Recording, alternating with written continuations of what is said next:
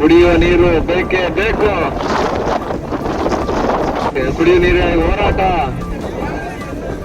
ಬೇಕೇ ಬೇಕು, ಬೇಕೇ ಬೇಕು. ಹಾಗೂ ಪ್ರತಿಯೊಂದು ವಿಷಯದಲ್ಲಿ ನಮ್ಮ ಕೊಳಗಲು ಗ್ರಾಮದಲ್ಲಿ ಏನಂತ ಇರ್ಬೇಕಂತಂದ್ರೆ ಪ್ರತಿಯೊಂದು ನೀರಿನ ವ್ಯವಸ್ಥೆ ಇರ್ಬೋದು, ಒಂದು ಕರೆಂಟ್ ವ್ಯವಸ್ಥೆ ಇರ್ಬೋದು, ಒಂದು ರಸ್ತೆಗಳ ವ್ಯವಸ್ಥೆ ಇರ್ಬೋದು. ಯಾವುದೇ ರೀತಿ ತೊಂದರೆಯಿಂದ ನಮಗೇನು ಜನಗಳಿಗೆ ಏನು ಮುಖ್ಯವಾಗಿ ಏನು ಬೇಕು, ಮೊದಲನೇದಾಗಿ ನೀರು. 556 ಸರ್ವೆ ನಂಬರಲ್ಲಿ 296 ಎಕರೆ ಇದ್ರೂ ಊಟ ನಮಗೆ ಕುಡಿಯೋ ನೀರಿನ ವ್ಯವಸ್ಥೆ, ಒಂದು 4 ಎಕರೆ ವ್ಯವಸ್ಥೆ ಇದ್ರೂ ಊಟ ಇವತ್ತಿನವರೆಗೆ ಕೆರೆ ಕಟ್ಟಿದಾಗ ಏನಂತ ಊಟ ಒಂದು ಯೋಗ್ಯವಾದ ನೀರು ನಮಗೆ ಕುಡಿಯೋದಕ್ಕೆ ಇಲ್ಲ. ಆದ್ರೆ ಪ್ರತಿಯೊಂದು ಫಿಲ್ಟರ್ ನೀರುಗಳು ಅಂತೇಳಿ ನಾವು ದುಡ್ಡು ಕೊಟ್ಟು ತಗೊಳ್ತಾ ಇದ್ದೀವಿ ಇವತ್ತಿನ ದಿನಗಳಲ್ಲಿ.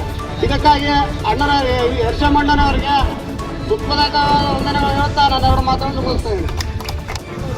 ಸಿಸಿ ರಸ್ತೆ ಚರಂಡಿಗಳನ್ನು ಮಾಡಲೇಬೇಕು, ಚರಂಡಿಗಳನ್ನು ಸ್ವಚ್ಛತೆ ಮಾಡಲೇಬೇಕು. ಗ್ರಾಮದ ಎಲ್ಲ ಸಮಸ್ಯೆಗಳನ್ನು ಸಂಬಂಧಪಟ್ಟ ಅಧಿಕಾರಿಗಳು ಬರಲೇಬೇಕು.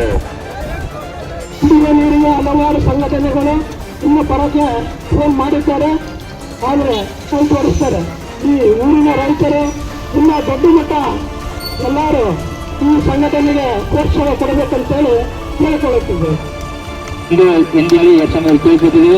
ಹಾಗಾಗಿ ಹಮಾಲರ ಸಂಘಕ್ಕೂ ಕೂಡ ನಮ್ಮ ಸಂಘಟನೆಯಿಂದ ತುಂಬ ಹೃದಯದ ಧನ್ಯವಾದವನ್ನು ಅರ್ಪಿಸಿದ್ದು.